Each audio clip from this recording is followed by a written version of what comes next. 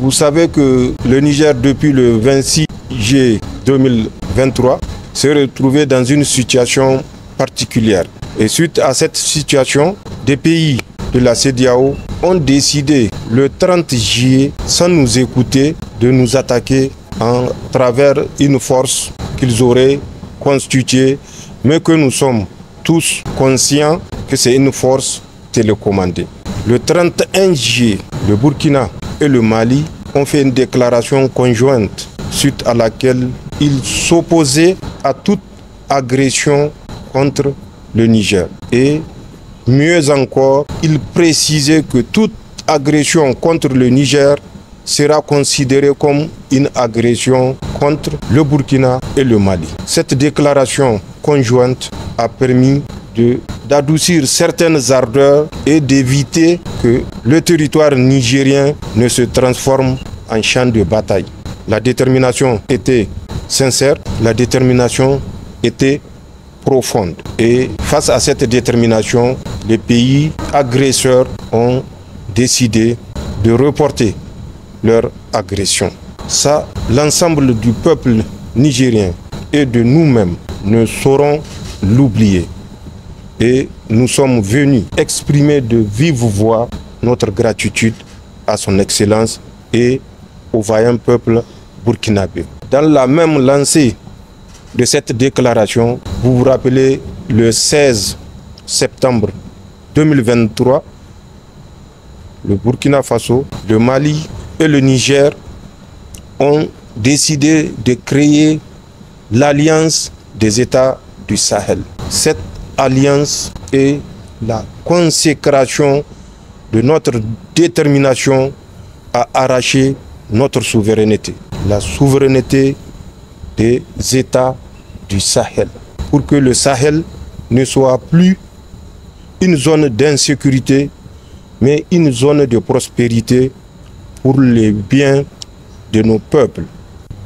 À travers l'Alliance des États du Sahel, nous devons changer, au lieu d'être, comme convenu, une alliance dans le domaine de la défense et de la sécurité, qu'elle soit plus que ça, une alliance qui assure le développement socio-économique, une prospérité assurée et garantie aux vaillants peuples qui n'ont cessé de soutenir leurs leaders. Et ceci est un espoir que nous n'avons pas le droit de décevoir, de trahir.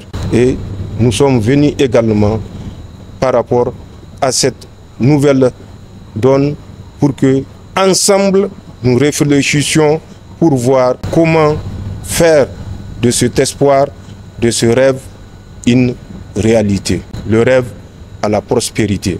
Le peuple du Sahel a compris que le Sahel est la terre promise et que le peuple du Sahel est déterminé à défendre cette terre promise. Et ça, malgré l'adversité, malgré l'inimité. Et ça, c'est une conviction qui nous réconforte, puisque quand le peuple prend conscience des enjeux, aucune force d'opposition ne saura le dévier de la trajectoire du développement. Et c'est cette conviction que nous sommes venus partager avec notre frère, son Excellence, Monsieur le Président de la Transition.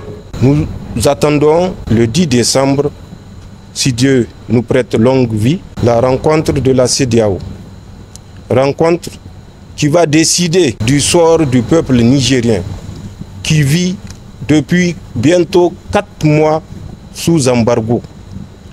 Nous avons sollicité une fois de plus l'accompagnement et le soutien du peuple burkinabé. Nous avons également sollicité auprès de notre frère l'érection du consulat du Niger au Burkina, précisément à Ouaga, et du consulat du Burkina à Niamey en ambassade, pour mieux défendre nos intérêts communs. Enfin, vous le savez tout aussi bien que moi, le rôle que joue le Burkina pour nous faciliter l'acheminement des produits de première nécessité que certains pays veulent nous empêcher de ramener au peuple nigérien.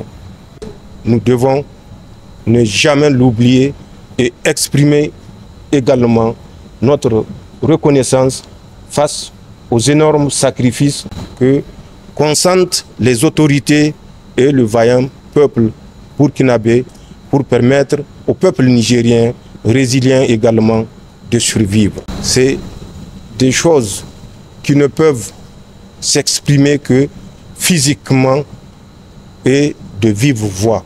Voilà de façon synthétique les principaux éléments qui nous ont conduits en terre des hommes intègres